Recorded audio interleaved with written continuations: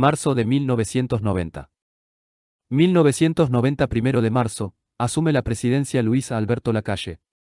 Formación de un gobierno de conciencia nacional entre sectores de los dos partidos tradicionales. Nuevo gabinete ministerial, Economía y Finanzas, Enrique Braga, Interior, Juan Andrés Ramírez, Defensa Nacional, Mariano Brito, Relaciones Exteriores, Héctor Gros Espiel, Agricultura y Pesca, Álvaro Ramos, Educación y Cultura, Guillermo García Costa, Obras Públicas, Wilson El Sogoñi, Salud Pública, Alfredo Solarí, Turismo, José Villar. Industria, Augusto Montes de Oca, Trabajo, Raúl Lago. Primera medida que aplica la ley de ajuste fiscal. Esta significó un aumento de la tasa del IVA del 21% al 22%. Un aumento del impuesto a las retribuciones personales y a jubilaciones y pensiones de acuerdo a la siguiente escala. 3,5% quienes perciban hasta 3 salarios mínimos nacionales mensuales. 5,5% quienes perciban más de 3 y hasta 6 salarios mínimos nacionales mensuales. 7,5% quienes perciban más de 6 salarios mínimos. La creación del impuesto a las transmisiones patrimoniales. Un incremento de un 3,5% en el aporte patronal al Banco de Previsión Social. Un aumento al 40% de la tasa del impuesto a las rentas de la industria y comercio, del impuesto a las actividades agropecuarias y del impuesto a las rentas agropecuarias. Julio de 1990. Venta del Banco Comercial con innumerables ventajas para los compradores José y Carlos Raham, los mismos que estafan a los ahorristas en el año 2002. De forma inmediata, el 11 de julio, en la Cámara de Diputados todo el Frente Amplio planteó en 2 ocasiones el llamado a sala del ministro Braga, con el apoyo del Movimiento Nacional de Rocha. El ministro Braga fue interpelado 5 veces por este tema en las diferentes ramas del Parlamento. Astori afirmó que quedó evidenciado que nunca se supo a cuánto se vendió a Roma el Banco Comercial, que nunca se supo qué socios estaban detrás. En aquellas interpelaciones 18 senadores concluyeron que se trataba de un pésimo negocio para el país. Funcionarios del Penal de Libertad golpean a presos dejando entre 150 y 180 heridos como represalia a un intento de fuga de 2 reclusos. Agosto de 1990. Aparecen los asaltos de comandos armados, a guerra. Roban un autobús lleno de turistas con destino a Porto Alegre. Septiembre de 1990.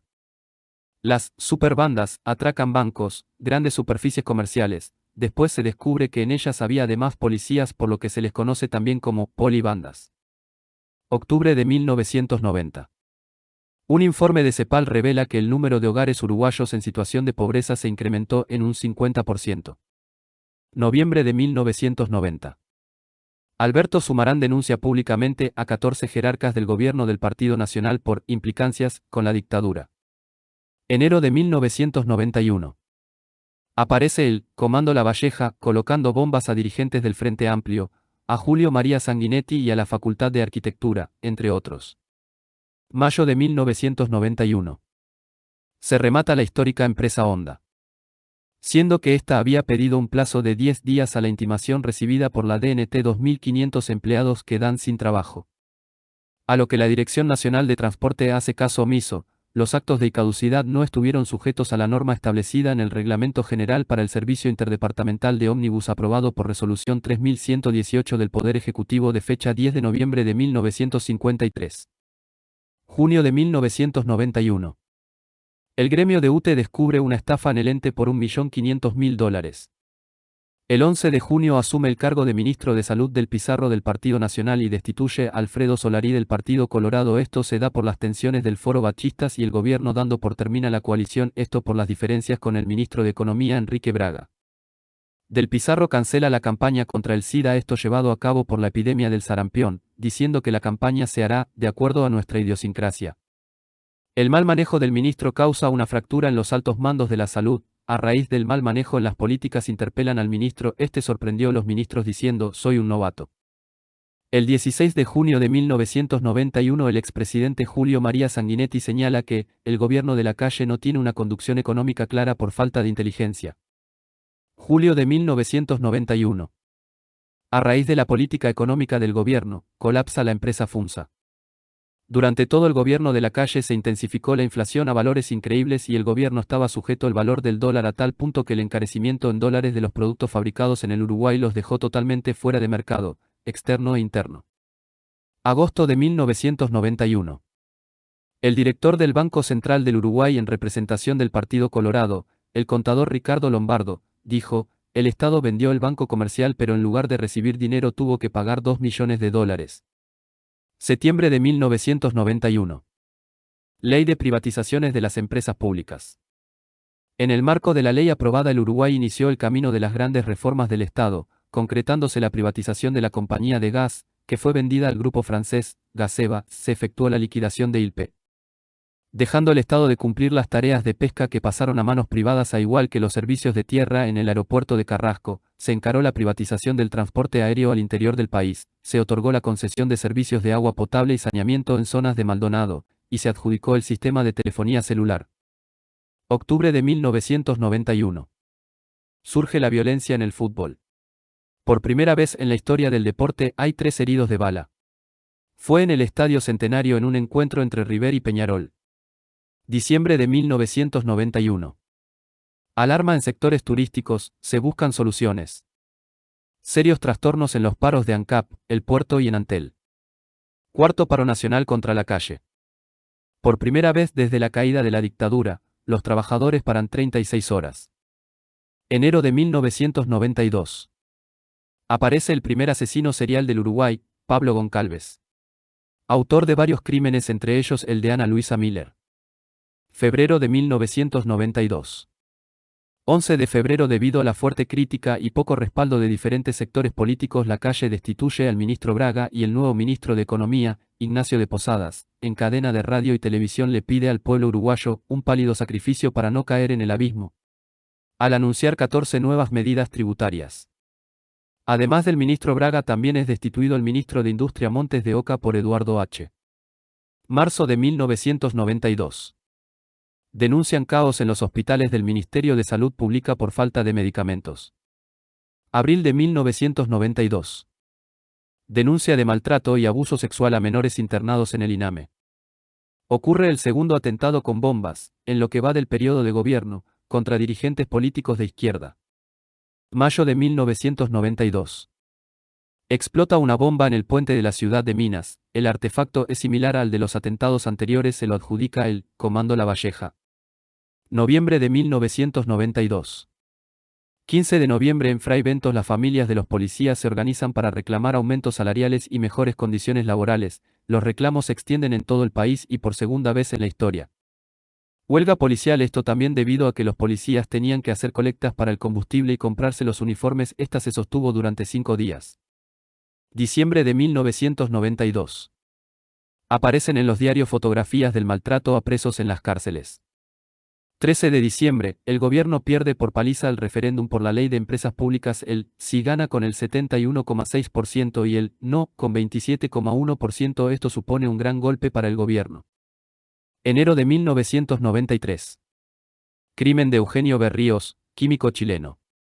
Están involucrados en el secuestro y asesinato militares en actividad del ejército uruguayo. La banda de La Granada asalta 4 bancos en el mes, uno de estos a 4 cuadras de una comisaría.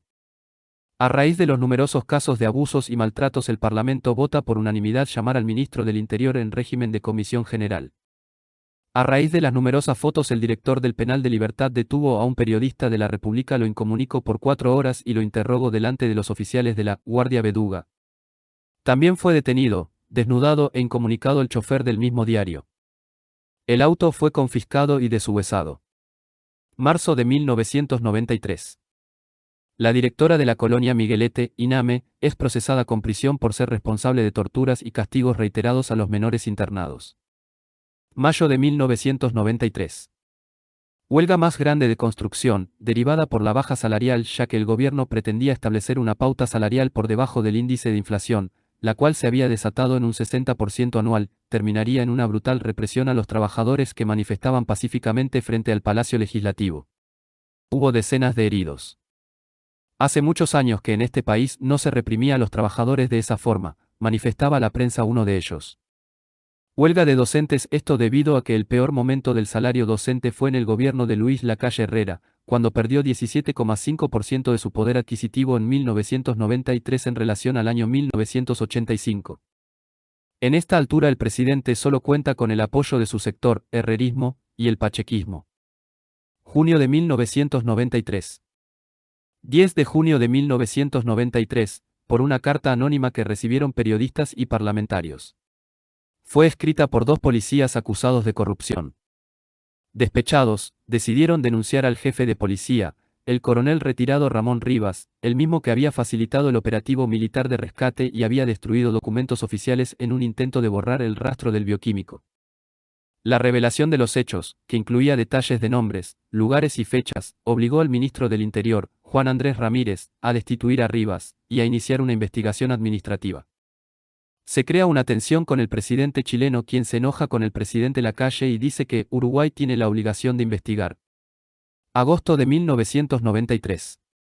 Incendio en el Palacio de la Luz. Bomberos dice que fue intencional. Se presume que fue para eliminar las pruebas de la millonaria estafa contra el ente. Mueren en el incendio 5 funcionarias del personal de limpieza. El MNR anuncia el retiro de su ministro del gabinete. El gobierno se fractura. Carlos Julio Pereira entregó a Lacalle la renuncia de su único ministro. El vicepresidente Aguirre puso a disposición del gobierno todos los cargos de su sector. Ambos líderes reclaman mejorar salarios y dar más énfasis a políticas sociales. Mariano Brito es interpelado por el caso Berríos, este mismo presenta la renuncia. Esto obligó al ministro del Interior, Juan Andrés Ramírez, a destituir a Rivas y a iniciar una investigación administrativa. Enero de 1994. De Posada rectificó que no habrá recursos extras para la enseñanza, dando así que el Uruguay sea de los países más bajos en cuanto a presupuesto universitario. Dando un hecho histórico, el rector Jorge Brovetto y los decanos de las facultades encabezan la marcha.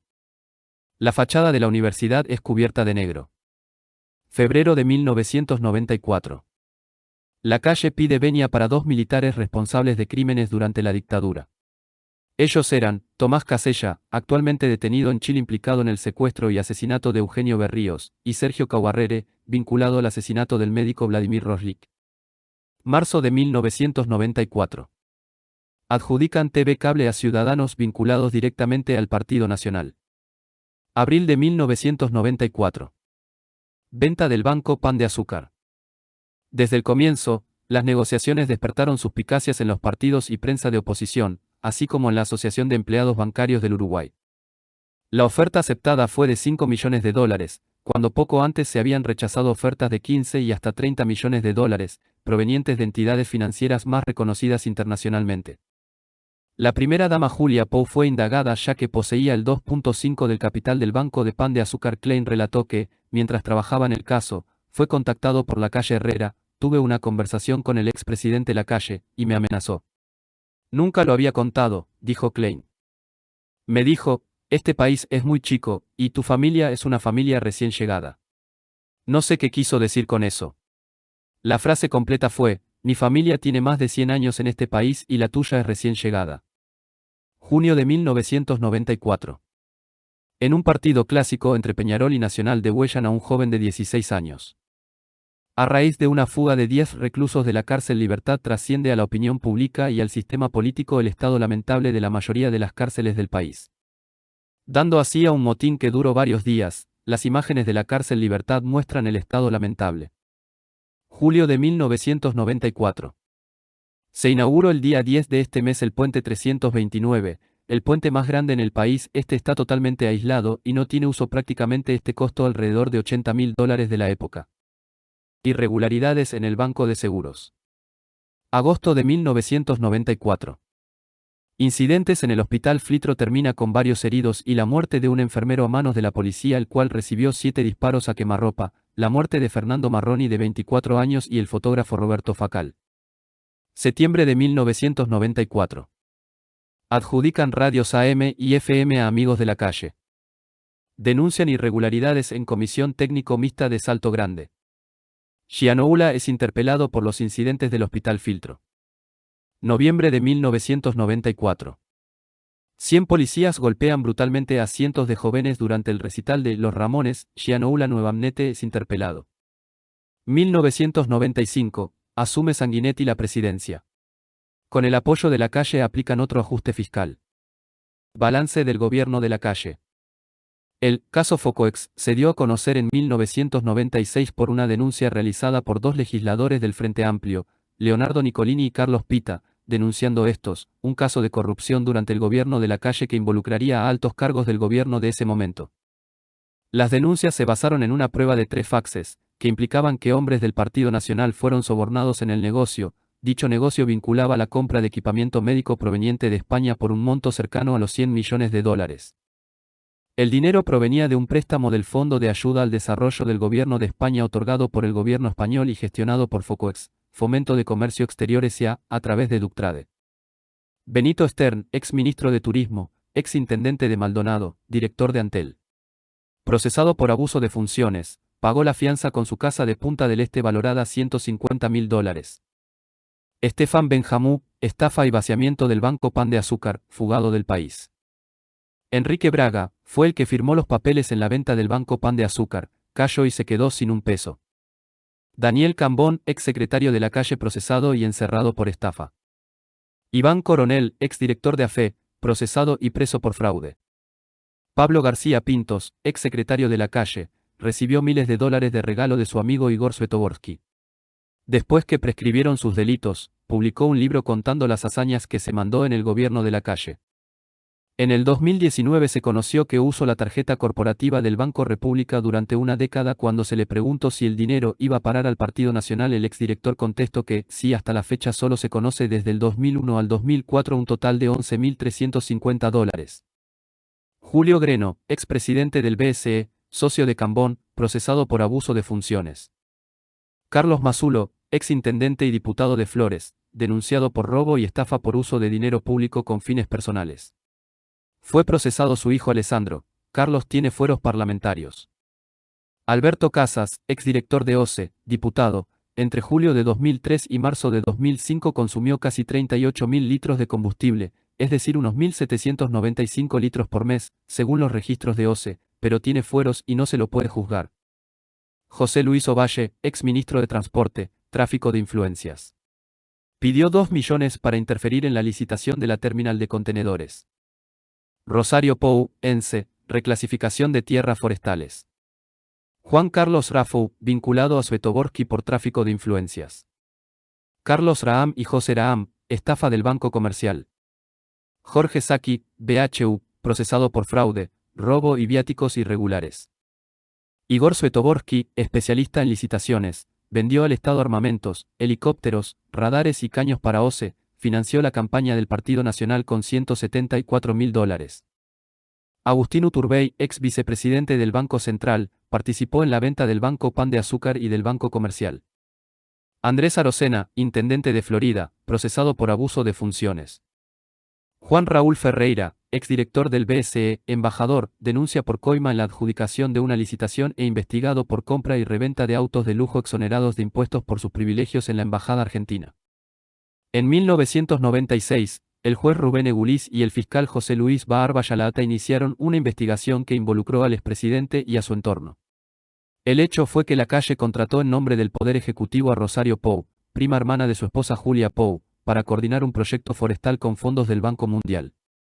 La mayor parte de las 1.762 hectáreas que hasta ese año poseía la familia fueron forestadas durante el gobierno herrerista. Desde la Dirección Forestal, que gestionaba Rosario Pou, se tomaron medidas que favorecieron económicamente al expresidente y su entorno. La denuncia salpicó también a uno de los más cercanos colaboradores del expresidente, Luis Alberto Geber, exministro del Interior, quien habría constituido una sociedad agropecuaria y forestal con Rosario Pou en 1991.